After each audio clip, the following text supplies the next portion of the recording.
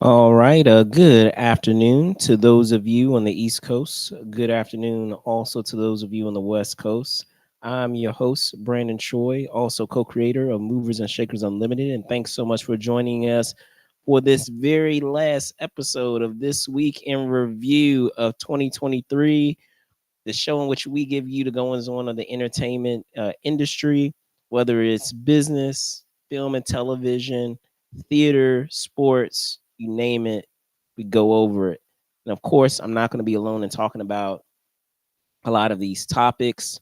I'm going to be joined by the one, the only Spillman Trueheart, aka Spills. What's going on, sir?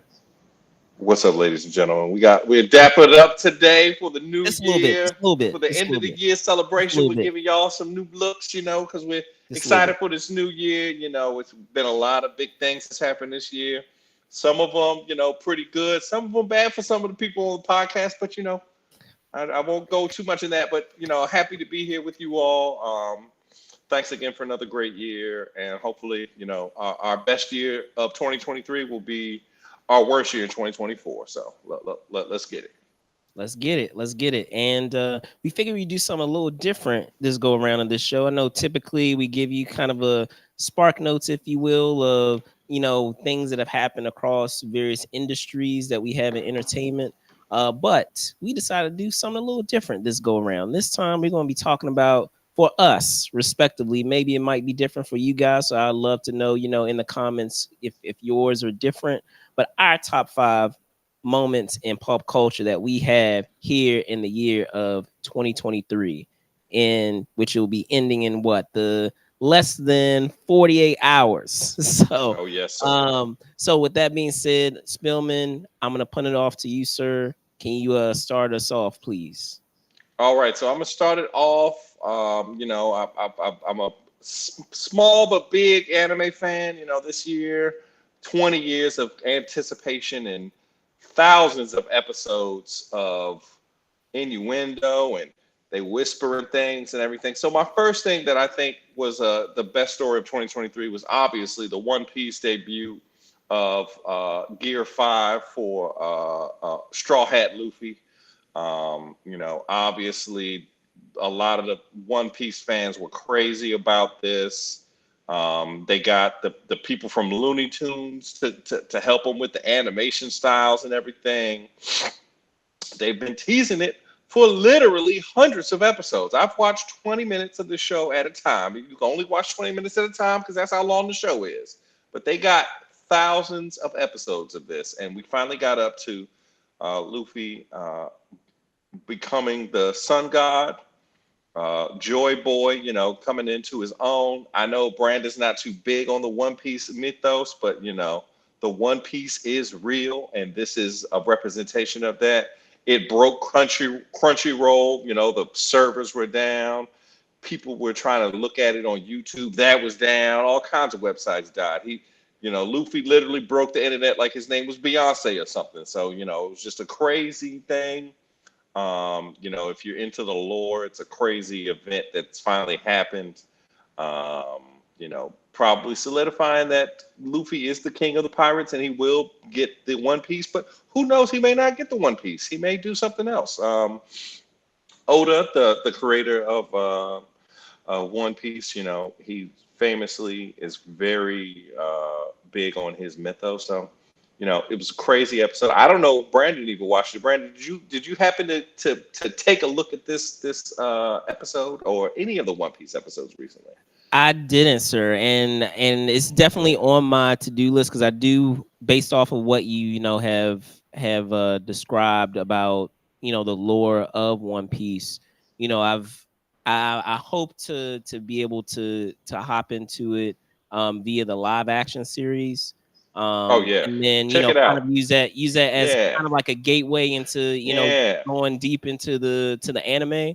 Put that Um, toe in that water. Yes, yeah, sir. yeah, yeah, yeah. So like I plan on doing that. It's just so much, as you well know, so much out there, so much to catch up on.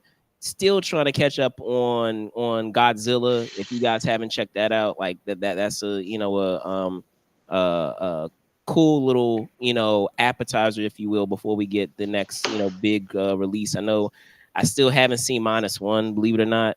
I Oh know yeah. I know a lot of people have been like raving about that one as well. So yeah, so on my to-do list, definitely want to, check it out. Just haven't had the opportunity to get around to it. But I'm assuming going into next year, I should have, some more time to dedicate to getting in some more viewing. I will be going out of town for, for CES not too long from now. So maybe I'll use that as an opportunity to catch up on some shows. Yes, for sure. All right, cool, cool, cool.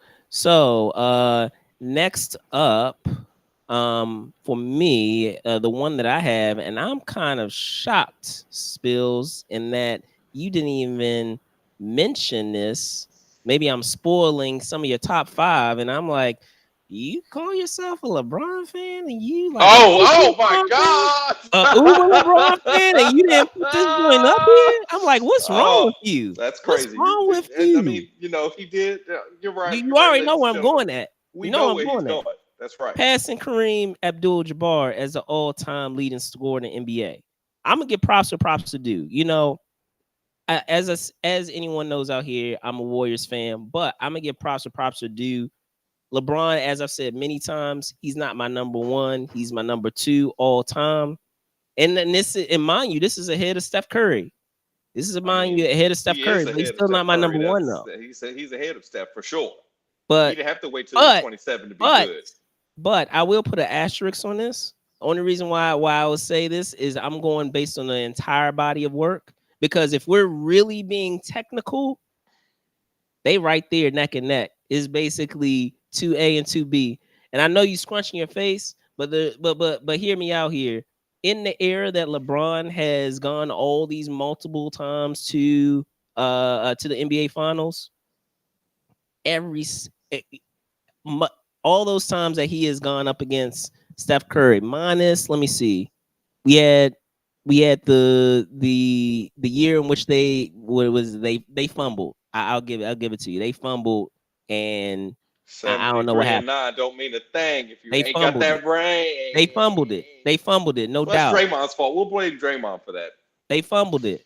But outside of that, Steph has had his number. And he's one of the few people in that era, in the era of LeBron James, who has had his number consistently in the times that LeBron has appeared in the finals. In all the other cases, you have some misnomers here and there. You have a team that that had their year here. You had another team that had their year here. But I'm saying multiple times, Steph has had his number when it's come time for the finals. So, but I will also give credit to, as you said, Draymond Green, to Klay Thompson, Oh to yes. KD. Oh yeah. So he had a squad, but you could arguably say though those Cavs teams that went up against them, they weren't scrubs. They had a nice squad. They had Kyrie, they had Kevin Love. They had a squad. If I remember correctly, they also had J.R. Smith. People sleep on J.R. Smith. They had J.R. Smith on one of, if I recall, on one of those squads. Putting JR So up there with all them other all stars is crazy to me, but I'll let you do it. I mean, he does have a 40-inch, and he does get the job done. But and mind you that he was past the prime years, but he was still effective. You had hmm you had Richard Jefferson, if I recall as yeah, well. yeah, So y'all Richard had a Jeff, decent RJ. squad. Y'all didn't have They, scrubs and that's those not teams that he yo. played. I'm not a Cavs fan. Let's not So do that, ladies and okay, gentlemen. okay, fair enough, fair enough. He lost to But y'all when but he was on the again, Cavs, but the Lakers are 6-1 against the Warriors all time in the playoffs. So it don't matter but what you again, I say will about give LeBron losing in props. the finals as a Cavalier, but the Lakers don't lose to the Warriors. You got to go back to Wilt Chamberlain playing to the last time y'all beat us. So I'm But just gonna I leave that again, I will right give there. props where props are due. Oh yeah, Congrats to LeBron passing Kareem Abdul-Jabbar. I didn't even never think that I would see it in my lifetime that someone would I pass didn't think I that would see it in scoring, my lifetime either. That's true. passing a scoring record. That's insane to think about. But again, it's my number 5, and when you see some of the other ones that I have above that, you'll understand why I have it at number 5. I'll explain it. But go ahead, Spills. Number 4. All right, so ladies and gentlemen, my number four is something that actually kind of hamstrung this here program because we spent a lot of time like wondering what was going to happen with this. Like it was like mom and dad been arguing a lot.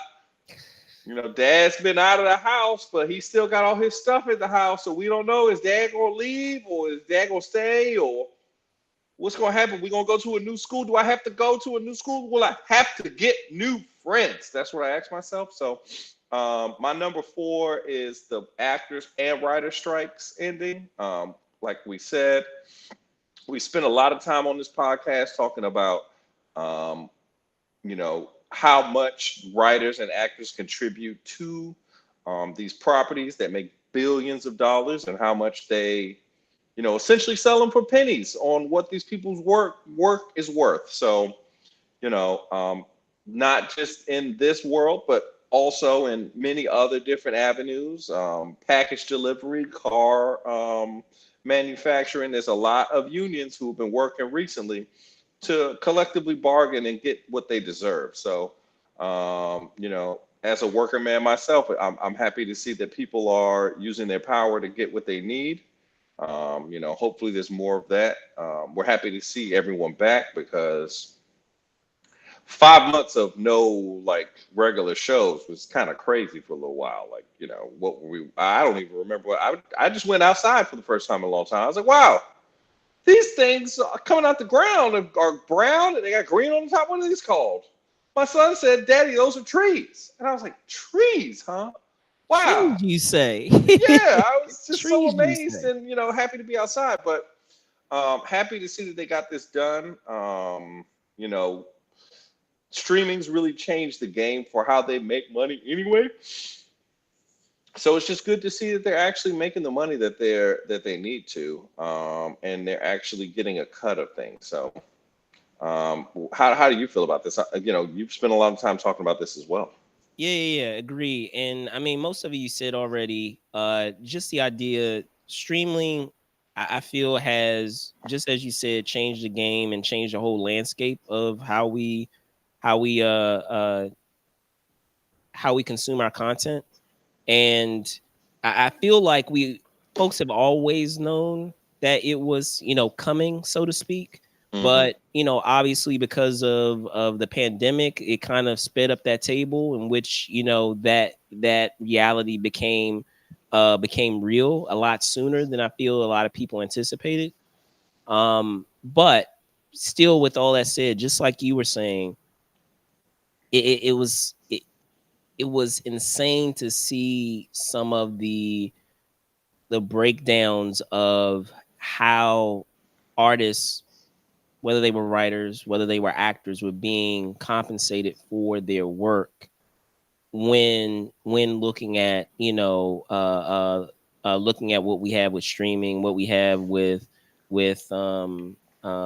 AI, and how that really had a influence on the overall impact of people being able to make a living. A lot of people take for granted the fact that even though you may see a lot of these artists, and whether you are enjoying their work, their written work with the scripts, or just the artists themselves on the screen, you're just assuming that they are making a decent living. But that's not always the case. It's such a minuscule amount that make that type of money that a lot of people just assume all actors make, and that's not the case.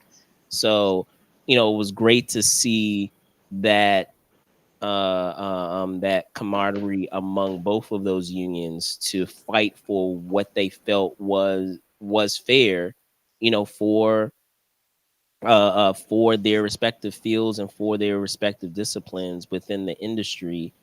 Uh, in terms of what the impact and the value that they bring, to any given project. So, shout out again to, WGA, shout out again to, SAG AFTRA of, really sticking to their guns and ensuring that they were able to agree to a fair deal that allowed, not only writers but also actors to earn a fair wage. So, um, for my number four, got another basketball one for you. And this actually is about the Denver Nuggets. Like, they were such a surprise, in terms of being, if I'm thinking back, on my time of being, an NBA fan in the early years as a youngster. If we're talking about the Denver Nuggets and kind of their evolution, as a squad in those early years, if we're talking about, I guess this is what, like, 90s, going through that 90s decade era, they were very much a team that, folks very much overlooked. They didn't. I could barely remember a lot of times where they had like a lot of televised games because people weren't really that interested in the Denver Nuggets or about the Denver Nuggets.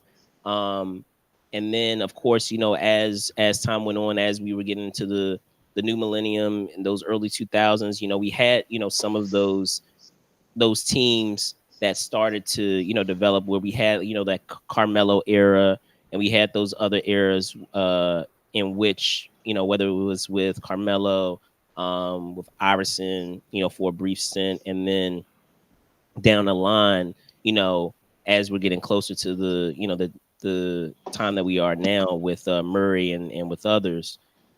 They, for a longest time, they were very much, as we're looking past like the millennium, during that time they were never really a title contender. I think we could both agree on that. They were always like a team that was like a perennial like playoff team. They would always get like bounced in like the first round or bounced in the second round.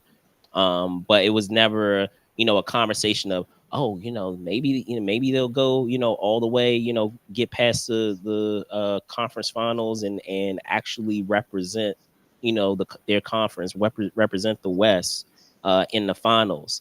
And so it just seemed like, just this past season, like everything, sometimes you just have those seasons where everything just seems to come together, and it seemed like that was something that happened very much with the Nuggets, where like it just seemed like everything was coming together.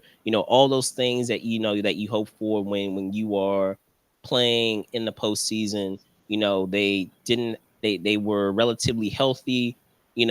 They were firing on all cylinders. Jokic was like playing out of his mind, and I mean, don't get me wrong, like the last couple of seasons he's always demonstrating an ability to post triple doubles on a consistent basis, because of his ability to be able to not only pass and rebound, uh and also score, but I feel like those qualities in his game, or those attributes in his game, kind of were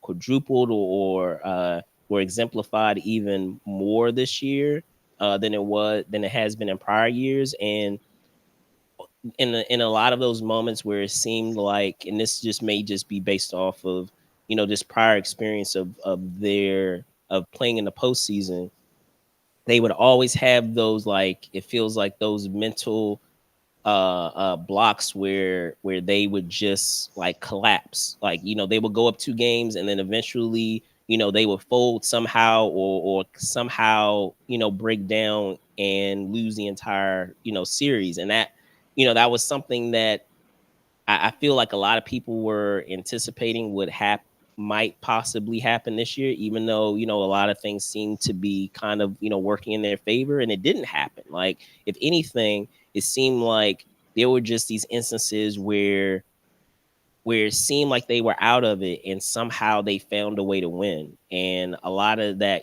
goes back to, if I'm thinking about those prior series, Even if we're talking about like the time that they played in the bubble, in which they basically found ways to win. If we're talking about in the context of football, a lot of times you have those like those third down conversions. Oh yeah, or There the were a lot yak. of moments. There were a lot of moments like that where like they had their backs against the wall, and the other team was going on a run, and they somehow found a way to make plays down late into the fourth, where they were winning a lot of those close games that in the past they would otherwise lose. So shout out to them for winning their first title. And I'll be honest with you, them winning their first title this past year kind of gave me some deja vu of how the Steph era began, where like when they won that first championship, it was like the Warriors won. Like You couldn't even believe it yourself. Listen, ladies and gentlemen, he was surprised that his team won. nah, Look at that. because I mean, like I I was mean, they about are that the squad too. Warriors. Yeah. I'll be honest with you, I was about that squad too, but like at the same time, history was showing that they would eventually find some type of way to lose that series, but it didn't happen. So I don't know what your thoughts are on it regarding the Nuggets and them winning their first franchise NBA title. But yeah, that's my number 4.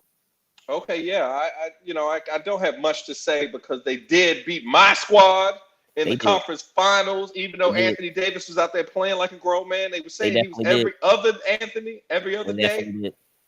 Another day, that's what I they don't was want to bring calling that him. up. I figured you would settle that for me. He was So playing. He was playing like a man. He 40 points, 5 blocks. He was doing good, but the rest of the team didn't have nothing for them. For the Nuggets, and I think I think that Joker is the Jokic. He's the next evolution of the big man because yeah, big men took a step back for a couple of years. The Steph era came in. Everybody fell in love with shooting those threes and stuff, but he put that wrinkle in there. Let the big man bring the ball up. If y'all going to just be posting up and shooting threes, let the big man bring the ball up. If he can get the ball off the cup, bring it up, distribute, and then get back in that post. Shimmy, shimmy, y'all. Hit him with that English. and I was gonna say I'll just say this, like, and don't get me wrong, still Warriors fan, but I will objectively say that while the Warriors in the most recent title they had found a way to win with small ball very much, It's over. um, it didn't. I would say with the Nuggets, they bring that same element, but they have size. I will give them that. They definitely have size. It's not something you can teach. Like they have those same qualities that the Warriors have. They have a squad that can shoot and they can play D, but they have size also. So Yep. So I don't have much else. I'm happy to see the big. Ladies and gentlemen, I this am a might be the big man beginning of too. something. I'll say it right I now. It am might be the a beginning. it probably is. I think that again, who can check him? Because Anthony Davis is arguably the best defensive big man in the I don't NBA, got and no answer for my man. he, He doesn't. I'm sorry. I'm glad. Yeah, thank you. I'm sorry. he's I'm like, sorry. I'm glad and you the thing that's objected. crazy is in the bubble, Anthony Davis was like gave him fits, and Yeah. I expected him to give him fits again. I was like, he's a European basketball player. That's what I said. I said he's a European basketball player.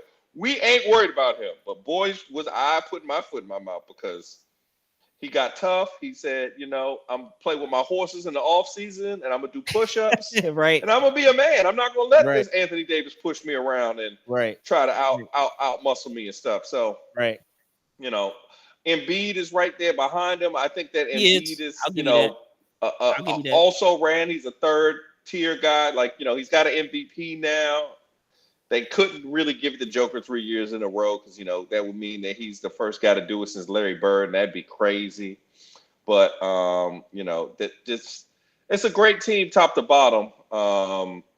And that they basically hit the ground running again this year. I don't see that championship hangover like a certain team had in 2016 when they won a surprise championship that they thought they wasn't going to win because Two of A the players on the other team surprise was hurt. championship. That was Wow. a surprise Wow. championship. I'm If being Kyrie, objective. if Kyrie I'm doesn't get giving y'all hurt, team y'all honestly, props. honestly, You if didn't even Kyrie remember doesn't who get he hurt, if Kyrie doesn't get hurt in game one of the finals in 2015, I'm not giving sure you your y'all win that props. championship. I was objective. I'm just You saying. didn't even I'm just remember saying. your man's being the all-time leading scorer. Like Oh we no, ain't no, doing no. I remember it, but it. as far like that's a regular season award, and as a Lakers fan, Wow. as a Nah, Lakers fan, we only count championships. I didn't even put nah. that we won the You inaugural lost your in season LeBron tournament. Uber fan card on that one. No, no. I saved my things for another thing that was just as important as a scoring championship. While a scoring championship is good for LeBron, I am a Lakers fan first. Always a Lakers fan. I want the ladies and the gentlemen out there to remember Lakers number one. All right, man. What's your three?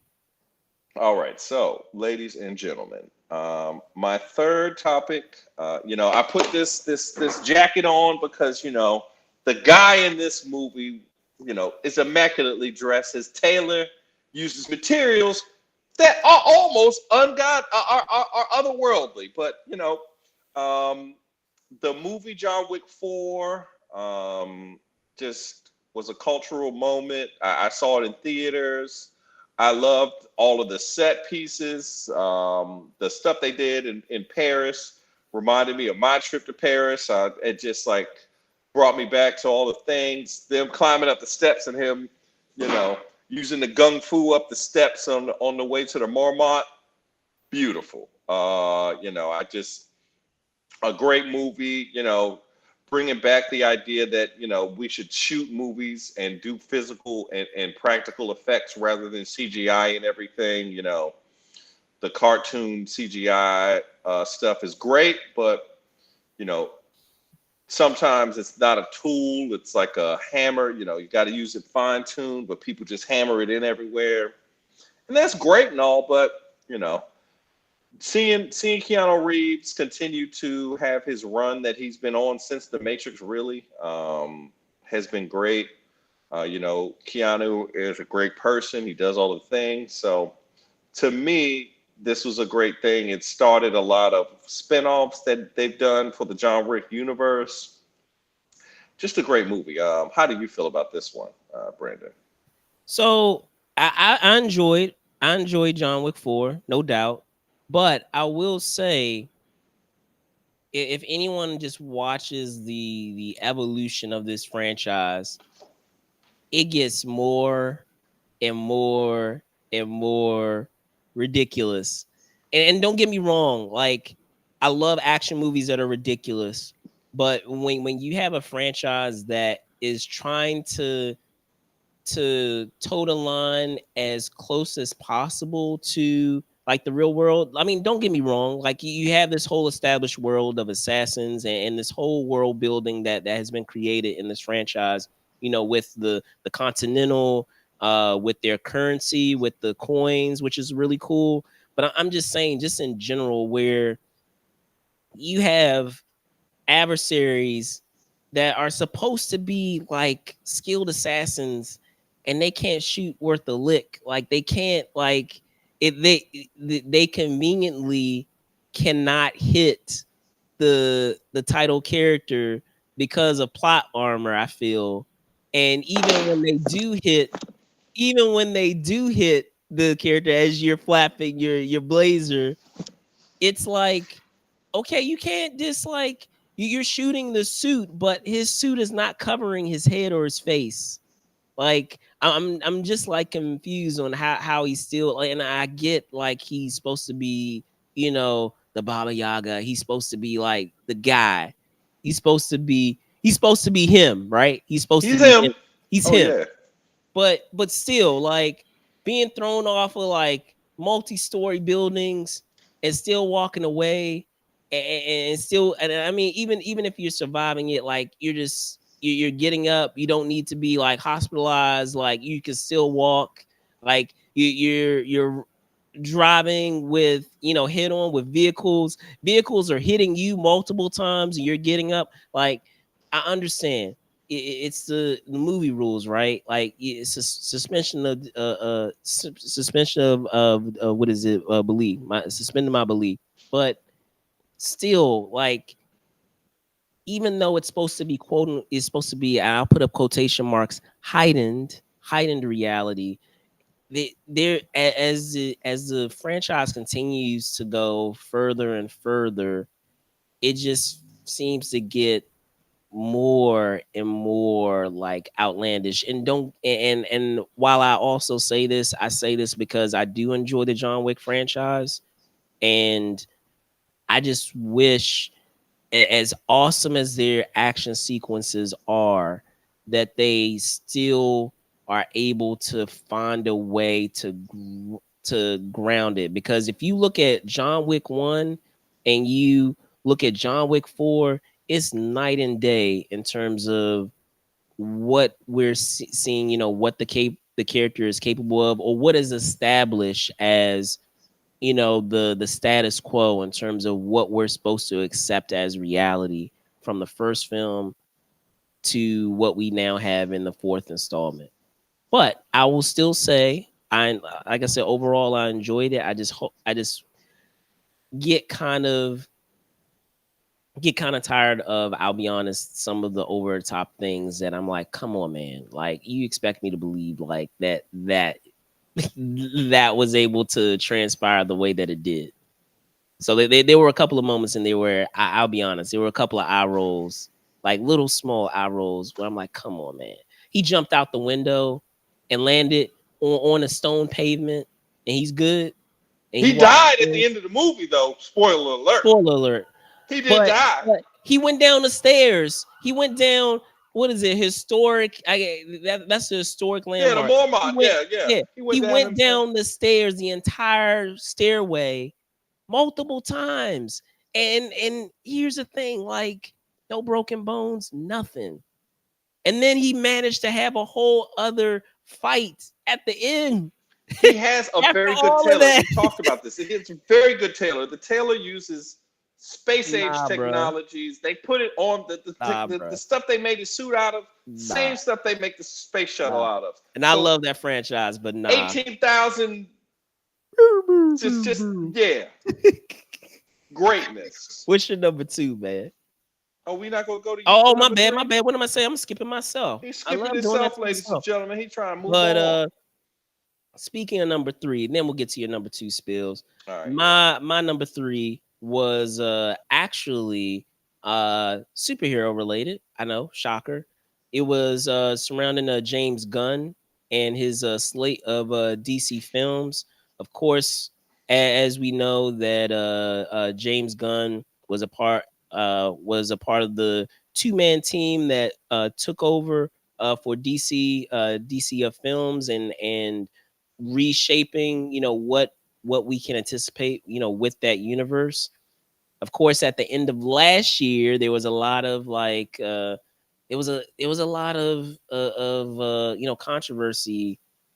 I guess I would say controversy might be too strong of a word, but there was definitely a lot of like a lot of issues going on in that regard, as like I feel like James Gunn was placed in that difficult situation of meeting with the old guard, so to speak, of a lot of the actors and actresses that have been playing a lot of those, iconic characters, and basically telling them like, hey, like you're not really going to be a part of what I'm doing. I appreciate what you brought to the table, but we want to move on. And then of course, like even this year, we've had a lot of those films that are a part of the old guard that unfortunately have been placed in that unfortunate situation of kind of being out in a rafter on its own, because it's not connected to what they are planning now. And of course, there are some films that were announced that we know that are on the way, whether it's a new Batman film. Of course, we have the new Superman film, and we not too long ago we had announcement of who we have as Lex Luthor. and some of the other characters that are going to be playing a role in that universe. So it'll be interesting to see for sure now that Gunn is now over at DC and has wrapped up what he had going with Guardians 3, what alums he'll have come over to the DC universe, because as we will know, he's one of those types of directors that he has that quote unquote family of actors that he enjoys working with repeatedly, whether his brother, which as we already know at this point is going to be playing I believe Maxwell Lord, his brother, brain farting on his name, um not Is it Chris Gunn? I think something like no, that. no, no, no, no. I'll bring it up. I can't believe I'm brain farting on his name right now, because he's like such a major part of Guardians. Well, whether it's with Rocket Raccoon or even being the new Yondu, but yeah, like the announcement that we had with that, the announcement that we had with Nathan Fillion playing a role as a lantern apparently.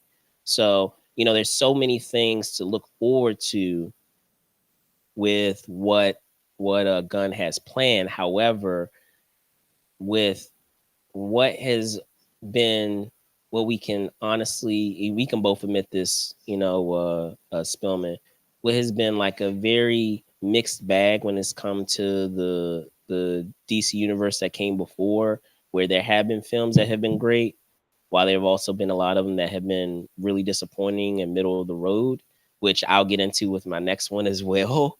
Ironically, um, it it's I have uh, a hopeful optimism that a lot of these projects that he has a part of his slate end up being as good as I would like them to be. Um, and I mean, considering what Gunn has done thus far when it's come to superhero films, I feel like we're in good hands. But and then I've talked about this with you before. While he has demonstrated that in the director's chair, we've yet to see how that looks with him being the one of the spearheads of this entire universe. That's I feel like that's a completely different role than what we know him to be, of just being behind the director's chair of a given film. So we'll see. Sean Gunn, thank you, Ray. There Thank you you, thank go. you, thank you. There you go. Yep. I like that they got James Gunn. You know that it's funny to me how the movie franchises have mirrored what the comic book franchises have done, and the DC universe is poaching the successful members of the Marvel universe and paying them a lot of money to basically redo what they do for DC for Marvel. But we've seen at times where it hasn't worked. I mean, It doesn't work all the let's look time. at I mean, Justice League. Let's look at yeah, Justice League. Like it didn't work out the way they yeah. anticipated. So Yeah, so it happens. I like James Gunn's movies, and I like how he brings life to the characters. And I think the fact that the characters don't have life is what really plagued the DC universe. Even going back to that Green Lantern movie, like it just seems like they don't pick the right people for all of these characters. Like I don't feel like I see, feel I like don't agree with that per se. Like I would say it was more along the lines of just things feeling like they were rushed, where because at that time, and I'm going to get into this as well, I'll give you a little preview, but at the time Marvel was firing on all cylinders, and so like it just seemed like there wasn't really any plan as to what they were planning on doing. Me talking about DC with their prior universe, and so like because of that, you ended up getting a mixed bag. You would have a decent DC film here, and then you would have two like really disappointing ones, and then you would have another decent one, and then you would have like three disappointing films, and then you would have another decent one. So at least here we can see that there is a concerted effort to make a actual map of what it is that you're doing. Um, so like in that regard, I'm happy to see that this is what's going to happen with this new universe, that you have a mapped out plan of what you're trying to do. It's just a bummer that doing coming up with this plan has come at the expense as some at the it's come at the expense of some actors who would have been great in this current iteration that we're getting. It's unfortunate that we have the have Henry Cavill out of the DCU, which he could have been a great Superman for what they were currently doing. If he ended up getting cast as Superman in the current iteration that we're doing, it's a bummer that Gal Gadot, you know, more than likely will not be back as Wonder Woman. I know they keep going back and forth with it, but if you're going to be making a clean break, you're going to be making a clean break.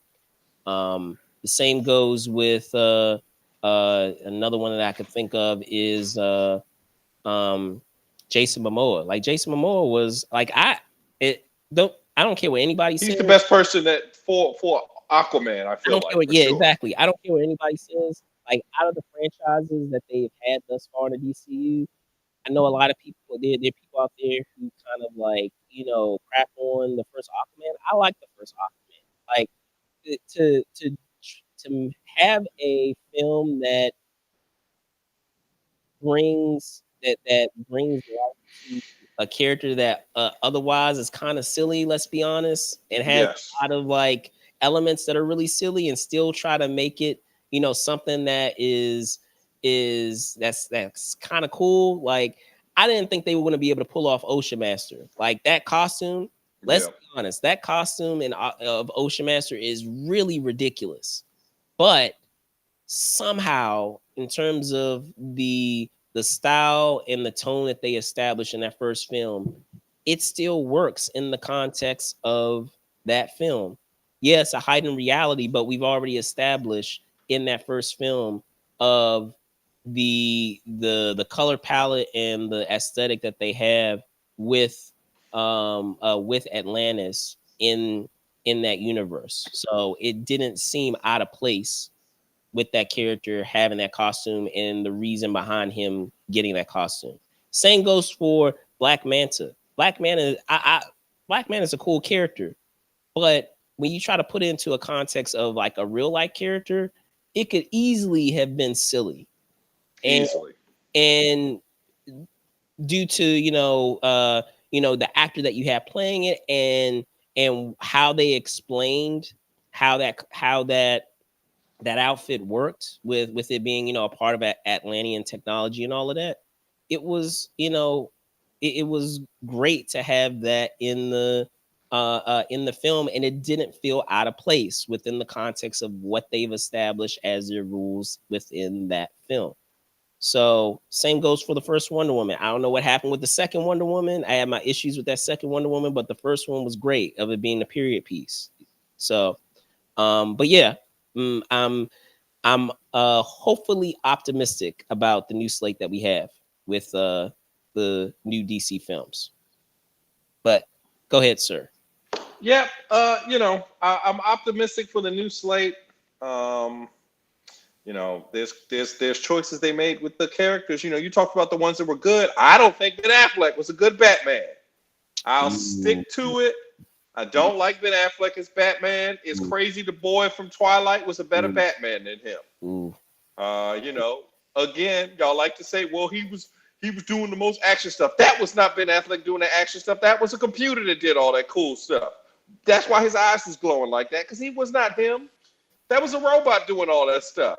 When he was swinging and doing all that cool stuff, that's because that wasn't Ben Affleck. So to me, it's moving in a better direction.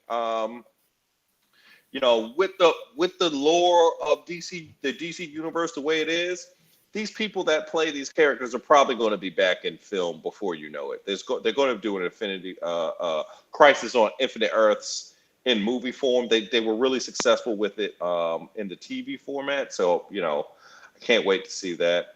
I hear you saying that, but my thing is this. a lot of those actors are gonna feel so salty of how they exited that I don't know if they would be willing to do it. You see this? Or more here's you're doing that. I understand. I got it. I got the money. But the more realistic thing too is how far down the line is that? Because a lot of our actors are already in their 40s anyway, so they're gonna be daggone near like Right, but there'll 50. be Earth 2 characters where they actually age, so it will work. Okay, You we'll know that see. that's how Time the will story tell. goes. Time will Time will tell. tell for sure. So what's your number two, man? So my number two is something that the gaming world has been opining about and begging for and putting out fake videos, doing all that silly stuff, trying to make it seem like, oh, I don't know, this is what it's going to be. They've officially announced that they were going to take a departure from the way that they set up the protagonists of these games, for a new mindset. I'm very intrigued to see what they do with that because of how masculinely coded a lot of the activities you You do in didn't the even say game the are. name of the game, dude. I didn't say the name of the game yet Okay. because everybody knows we talk about Grand Theft Auto 6. Okay. The All right. return to Vice City. They had the game. The game preview looked crazy for that minute and a half clip they showed. It looked like one of the most. It's one of the first games I've seen that actually look like a next gen game because a lot of these we have new consoles. They're still using old techniques from the previous console and this new console with all the power, but it seems like they've gotten it down to normal traffic patterns and stuff like that.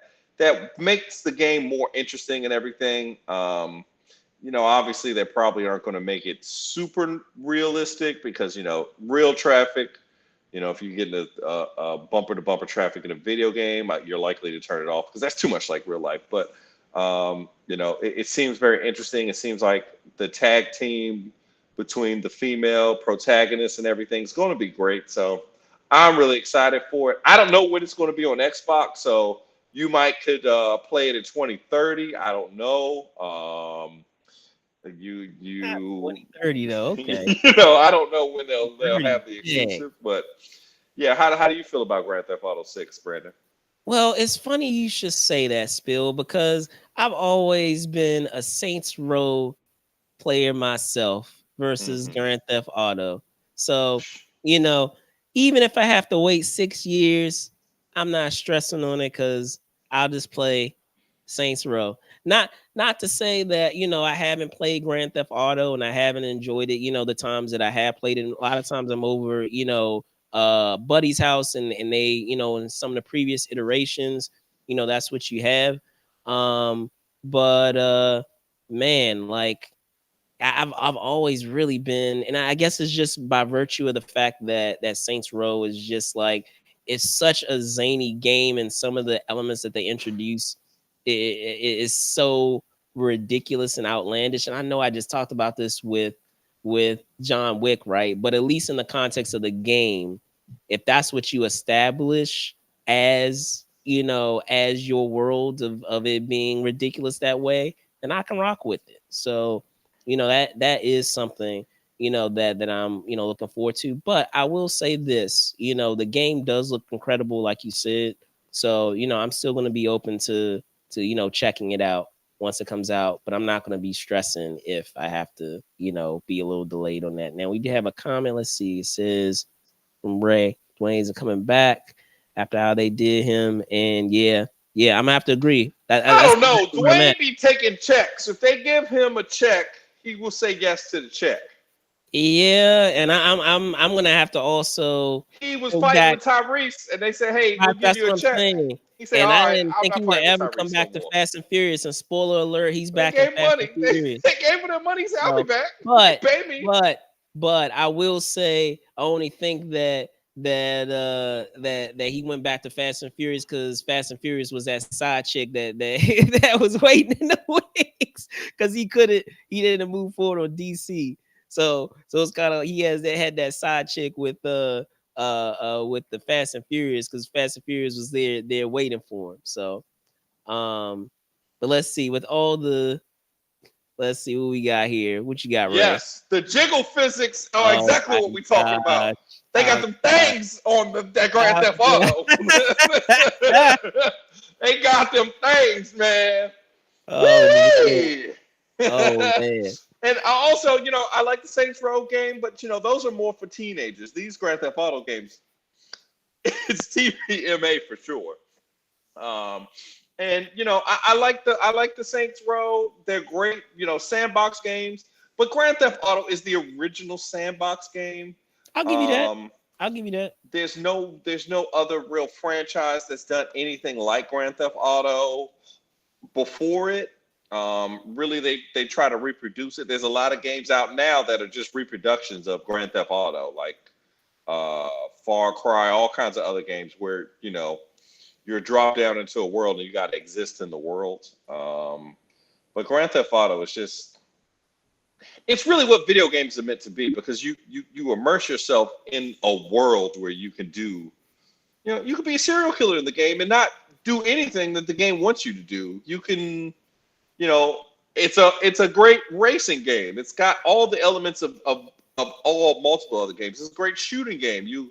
The online component has been going on the Grand Theft Auto 5 for the last like almost 15 years, because it's been through two consoles, Grand Theft Auto 5. So to me, that there's the standard bearers. Saints Row, those are the Warriors.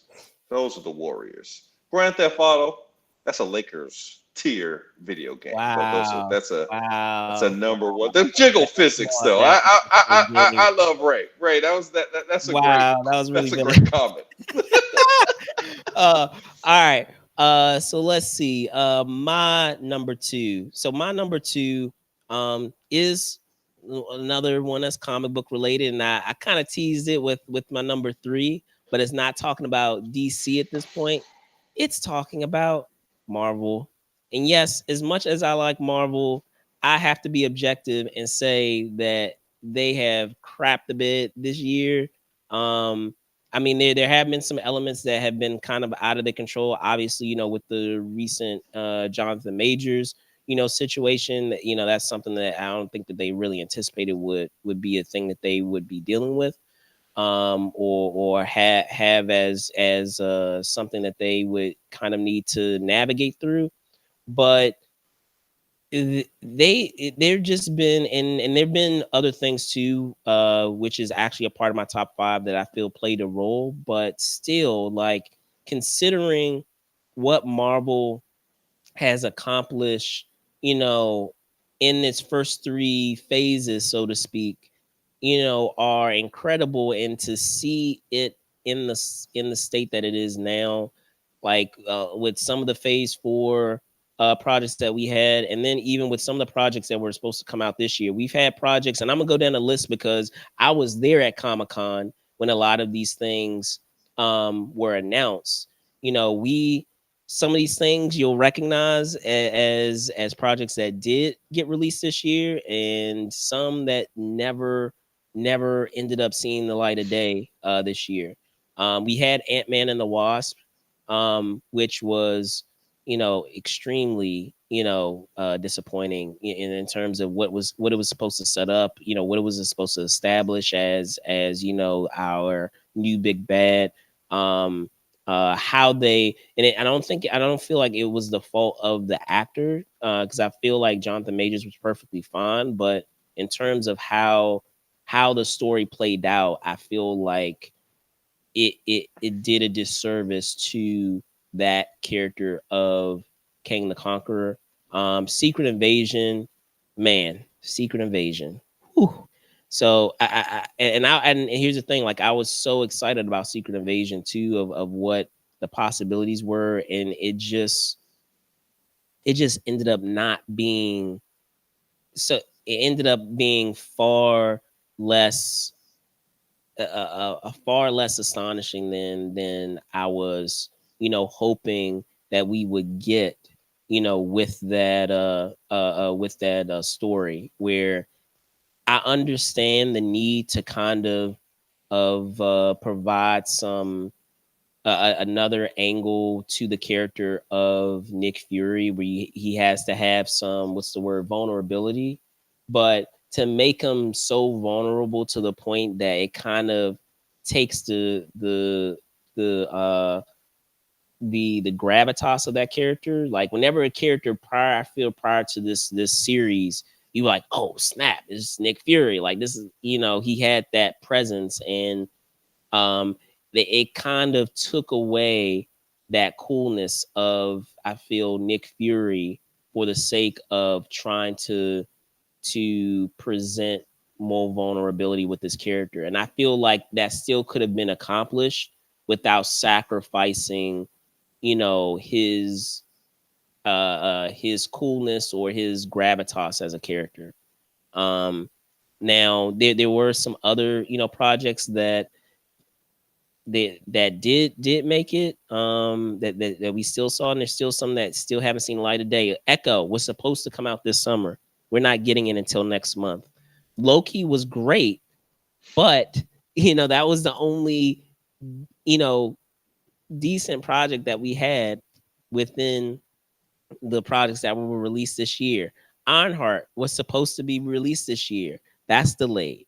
The Marvels came out this year, but and while it wasn't, a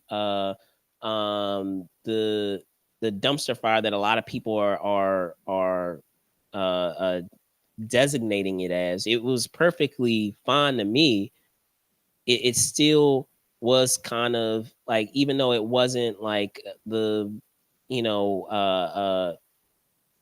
a horribly made film, it was just kind of like, I want to say, like a mid-tier film that was kind of like, yeah, it was cool, like, but it's going to be a type of film that I'll probably forget, after, a couple of months, and forgot, like, how you have some of those films that, they're perfectly, you know perfectly okay, but it's not something that's going to like blow your mind, or leave you thinking about moments of that project, of that film, months down the line, years down the line. Like I right now, to this day, I can think back on the first Avengers film and remember, seeing those moments for the first time in theaters. I could think back on Infinity War, on Endgame, on Civil War, on Winter Soldier. Like I can go down the line where you have just those moments within those films that you will never forget. And I feel like this is a perfectly,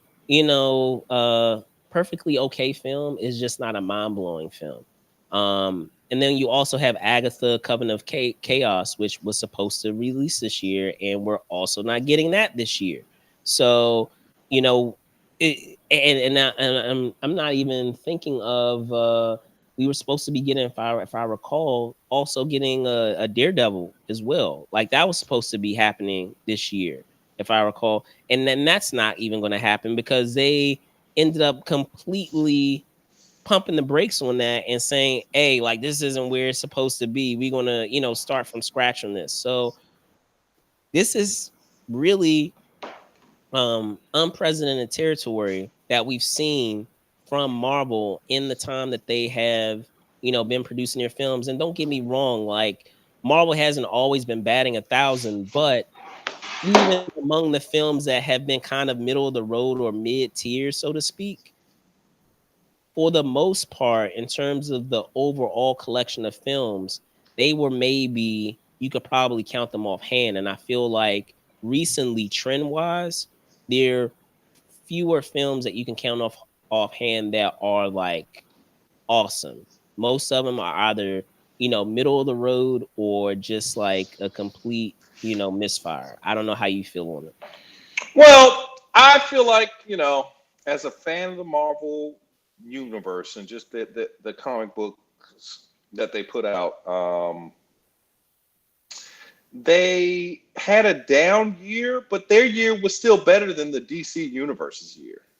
Yeah, Um, yeah, but I feel like they're still kind of being able to rest on the laurels a little bit, to a degree, from all the awesomeness that they've done before. But it's yeah, but That I feel like not we're judging them more on Kang being a uninteresting character because Kang is an uninteresting character even in the comic books. Kang is just a dude that be showing up and they be like, oh no, that dude from the future came back to bother us again. He's almost like in the DC universe, Superman with Mr. Mixelfix. Like, oh, I got to trick this dude. I got to trick him into saying his name so I can get rid of him again because he's got all these fantastical powers, but he's a goofball and I can't deal with him. I but think he we're has so all much pushing, history. He but has so wait, much wait, lore. wait. Go ahead. We're Go ahead. pushing. He's got a lot of lore, but you ask your mama who Kang the Conqueror is. Your mama don't know who Kang the Conqueror is. Your mama knows who other characters that they've introduced in all these other movies are. So I feel like the X-Men coming in is what they're really working on. So really the next arc we're going to have that's going to actually be really entertaining and give us these moments that we talk about is probably going to be Avengers vs. X-Men. They've been building it up. You know, I know that it's not in the view, but you know, even with that Marvels movie, when they, you know, spoiler alert, I'm sorry again, ladies and gentlemen, but you know, you get that end credit scene on the Marvels movie, and like, you know, they're chugging along, and they're doing the things that people really want, but they aren't doing the things that we want with some of the stuff. But like, you know, the characters we're talking about are not their flagship characters. Loki, But I'll say this. Daredevil. I will say this though. You say that, but let's be honest.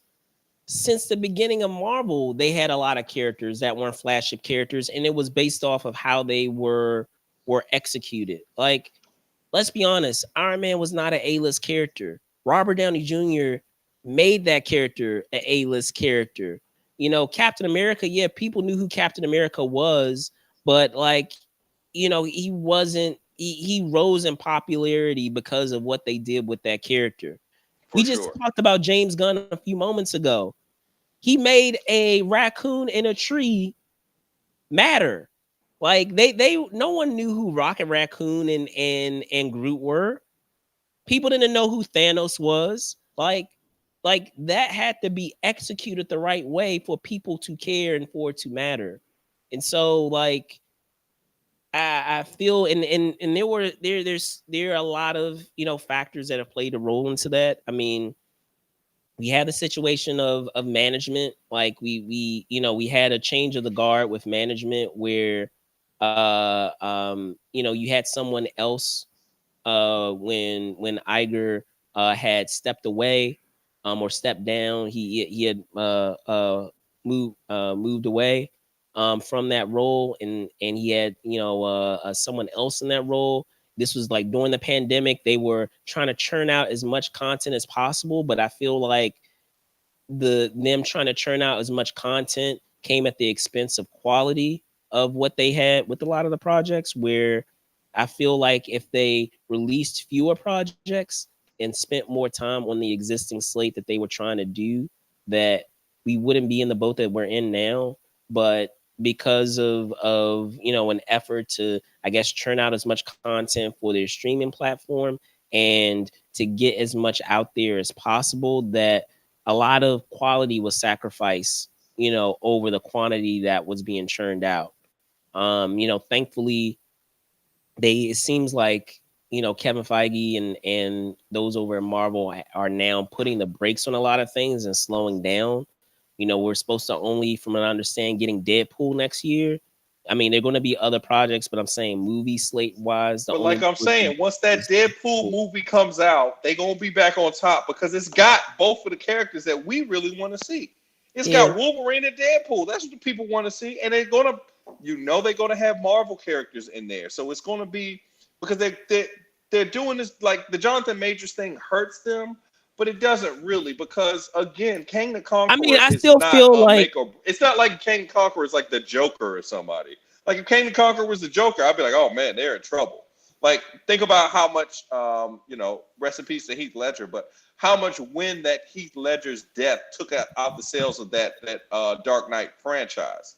Like yeah, I because he was imagine supposed if to he be in didn't that franchise. He was pass, supposed to be in that third film. Yeah, he if was he supposed didn't to. pass, I'm sure they probably would have made a fourth or fifth movie or made a spinoff off of that based on how successful the Marvel universe was moving forward. So they had to reboot that whole thing. But um, you know, once they get Wolverine and Deadpool out here early next year, that's going to be crazy. Rob Liefeld, the creator of Deadpool, has been really talking great things about it, so I'm really excited for that. But Always talking great things about it. Like I don't go by like him, saying that. Of course he's gonna say it because it does it helps him. Like hey, I there's some the instances man where can't you have draw feet, but he can hype a there's movie. I some will say instances that. where you have a creator where like you're like, okay, I buy that you've bought into what they're doing with something that you created and they're now adapting. And then there are other Mhm. instances where I'm like, nah, bruh. You got that, just like you said, you have all of this coming in, all of this coming in. So but all right, that was my number two. What was your number one, sir? This should be fun.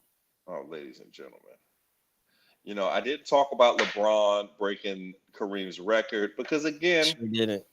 that's he scored most of the points on a team that I don't actually root for. So, he can score millions of points for the Heat and the Cavs and win them 3 championships. But, I only care when my team wins. And this year, we happen to have a young man who's talking bad about us because we was in the dumpsters, because we had gotten a player that was very inefficient in the NBA that takes efficiency to the nth, and he was bad for chemistry, and he was weird on the bench, and we all saw him.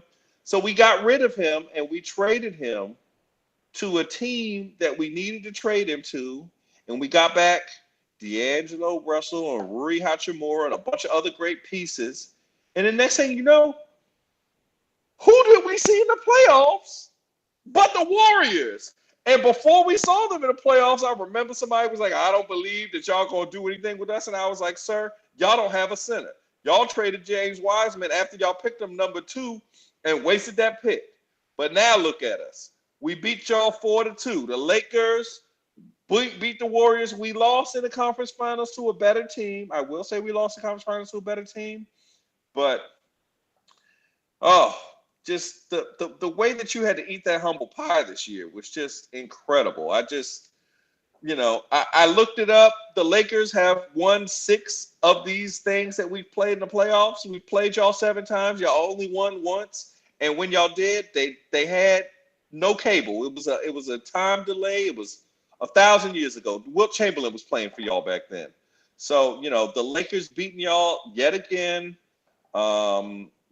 Steph was looking frustrated. That was I still say that's the last time you're gonna see this team as you see it in the playoffs, unless they get new players and everything.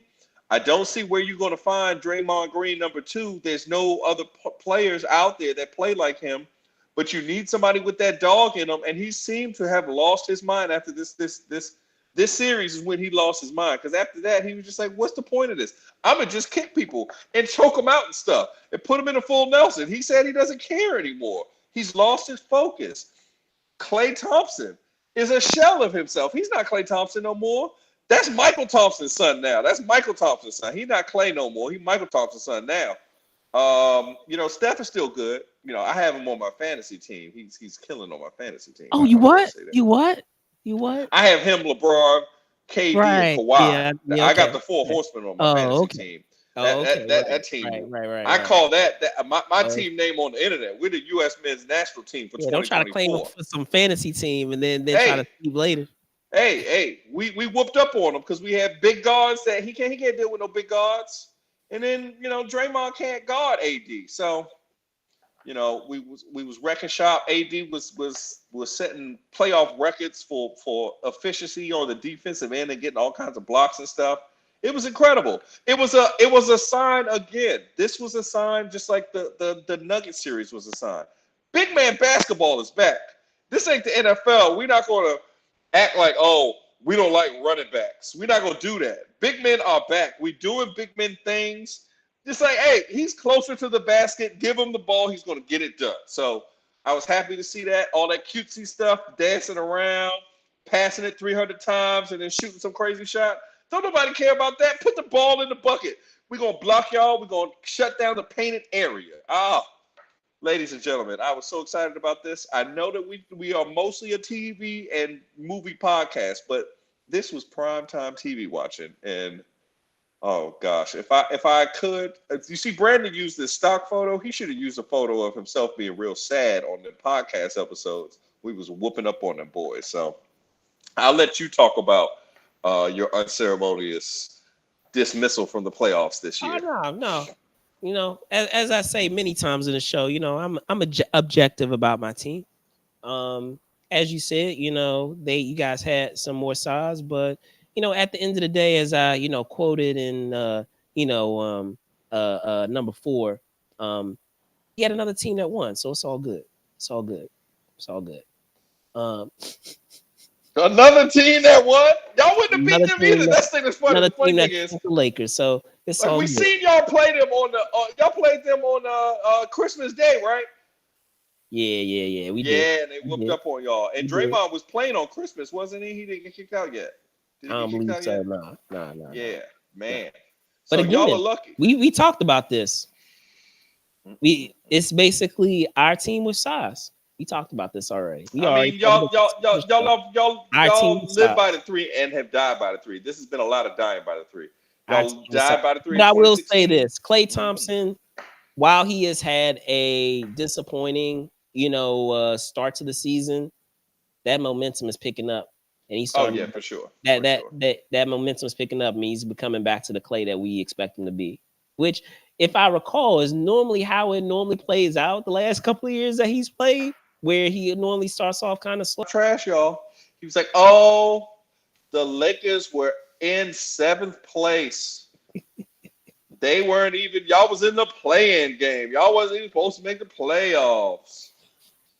It was a point where we was like 10th in the conference when we had Russell, and we got rid of Russell. We shook that off, and we have not looked back. We put Hillbilly Kobe in charge. My man AR-15 be killing y'all jive turkeys. Oh, he's the coldest. I will say this: I give props are due, but at the end of the day, you know, the better team won the entire title, so they won the actual NBA title. The better team. Oh, the actual NBA title, Yeah, not the bragging rights title. yeah. You like that? You like that? You can borrow that. You can borrow that. So uh, let's see. My number one, you actually already talked about Spillman, but it's actually my number one, and that is none other than the writer and actors strikes, respective strikes, and having them end. I'm not gonna go into like all the details that we already talked about, but one thing that I will say, the reason why it ended up being a number one is because of all the things that that it impacted. Like even some of the things that I had in my top 5, it had had an influence on it, impacting in some type of way. What we were talking about with the DC stuff, that it had an impact on those films, and some of those films that probably could have been released earlier ended up getting pushed back into mm-hmm. this year. And these were films that at the end of the day don't really matter anymore because we have a new slate of films coming out, and it's unfortunate that they kind of got like pushed out by themselves into this year when they could have been released earlier. And they could have kind of like closed that book far earlier than they did, instead of it being closed more recently now with Aquaman going into the end of this year. And then also what we had with Marvel, all those delays of those projects that were slated to come out this year. But maybe again, it could have been a blessing in disguise because, as I said, there were a lot of projects that I feel that didn't need to get made as soon as they were, where it just seemed like there was just too much. There was too much quantity over quality. And then I didn't even talk about this, and I would kind of say it would be an honorable mention of my top 5, and that would be like San Diego Comic-Con. There were a lot of conventions, Comic-Con included, that were affected by the strike, where a lot of the conventions were not were not functioning at the normal capacity that a lot of people assumed they would be. A lot of things were affected, whether it was specific guests coming to shows, how panels were run, and how panels were executed because of the strike, of course. So there were so many things that the, those respective strikes had their tendrils in terms of how it affected each of those things, whether we're talking about the film and television industry at large, or even the ancillary shows that happen throughout the year that rely upon the film and television industry. So that's for sure my number one of them being able to come to a deal in both regards and resolving that. Yep. Honorable mention. I'd hate to go off on a tangent because we did talk about this topic a little bit. Yeah. I missed this one in my list because I didn't want to go too sports heavy, but the fact that they sold the team this year. We got a team that's about to Oh my leave the gosh. city, but they sold the team this year after 20 years. 23 years of just sadness and unfortunate things with the Commanders. They kept telling him about a certain name that was a bad name that no one liked. They kept talking about how he was doing certain improprieties with staff and other I got things. So you. Yeah. just to finally get that off. The team was terrible this year. Obviously they've done some asset trade-offs from the previous regime, which you can be expected. Not everybody's the Lakers. You don't get a new owner and then win a championship like the Lakers do. But, just happy that, that guy is gone. We actually got a Laker as one of the owners, Magic Johnson, Josh Harris. I'm happy that he's here. So, just the fact that we got a new owner for the team and we can actually hold our heads proud and talk about that team again. I know you're not too big on the football, but geez, Well, I'll put it Louise. this way: I'm not too big on our football team, but I will say this: like, it's good for them to get some new energy going through there and seeing what a new team can do for how that team how the Commanders function. Because for so long, I feel like they were just in a rut, and they really needed to change like the dynamic, the makeup of that office. And so it's good to see that they are kind of making some changes there to kind of mix things up and to see if they could kind of right the ship of the what has kind of just been, I hate to say it, misery the last couple of Misery. so. But that is going to do our show, guys. Thank you so much for chiming in. Appreciate you, Ray. Appreciate you, Nathan, coming on and sharing your thoughts. And then even if you guys are hearing this after the fact, let us know what your top five are. You can let us know in the comments, and love to know, what your respective top fives are. Before we go for this week in review of 2023, Spillman, to close off 2023, punting it over to you, sir. Tell folks where they can find you. Yes, ladies and gentlemen, you can find me on Instagram at Truly Spill. We post lots of things with fun and family. We look forward to hearing from you. And, we're going to do big things in 2024. Brandon's going to be all over the place. Hopefully, I'll be able to travel with him and do some of Yeah, that traveling this year. So we're going to get out there. for sure, for sure. And again, as always, again, I want to thank Spillman again for being my partner in crime with this show all year. It's been a pleasure, having you on here and having you share your thoughts and having you on here to provide for me to provide mine as well. So I thank you again, sir. And you can find me at Brandon Troy ENT on X, and then of course Brandon Troy _ENT on Instagram. We do have a couple of shows going into the new year. We do have I'll let you know as we get closer, but we have a local film that we'll be doing, some coverage on. So be on the lookout for that with some, recognizable faces that we've had here on the show that are friends to the show. And of course, we have some shows that are on the way, whether it's CES and a lot more to come in the first quarter of 2024 that I'm really excited about. So stay tuned. With that being said, thank you guys so much for watching. Be safe out there, and Peace, peace. see you soon. Hey, drink and drive responsibly. Let's not go too hard tomorrow Please, night, ladies yes, and gentlemen. please, please. Thank you guys. Be safe out there. Yeah. All right. Later now.